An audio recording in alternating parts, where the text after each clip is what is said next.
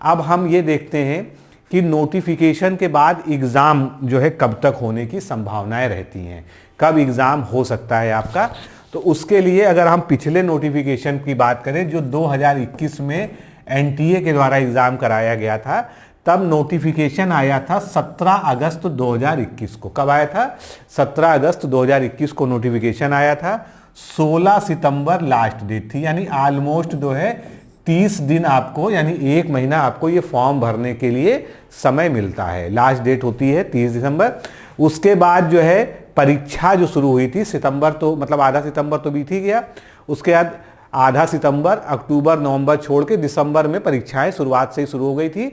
और आरओ की multiple shift होने के कारण, 8-8 शिफ्ट में परीक्षाएं होने के कारण जनवरी की शुरुआत तक किया गया था। यानी आपको जो है नोटिफिकेशन मतलब फॉर्म भरने की लास्ट डेट से और कुल मिलाकर एग्ज़ाम होने तक कितना समय मिला?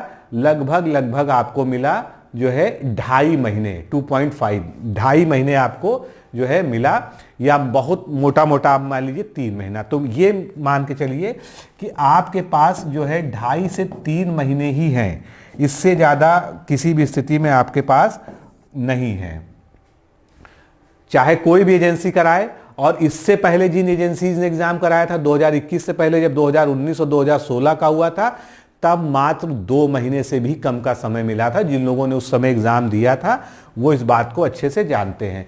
तो कभी भी ये सोचकर मत चलिए कि आपके पास 2 महीने से ज़्यादा समय आपको एग्ज़ाम की लास्ट डेट से और एग्ज़ाम होने तक मिलेगा। इसीलिए अगर पढ़ना है, तैयारी करनी है इस परीक्षा की, इस परीक्षा को सीरियसली देना है, इसमें सफल होना है, तो आपको आज से ही जुटकर, लगकर पूरी तैयारी जो है करनी होगी। ठीक है, तो ये हो गया। आरओ का फॉर्म अलग अलग भरा जाता है, ये सब बातें आप लोग जानते हैं, पिछले वीडियो में भी डिस्कस हुआ था। अब हम आगे जो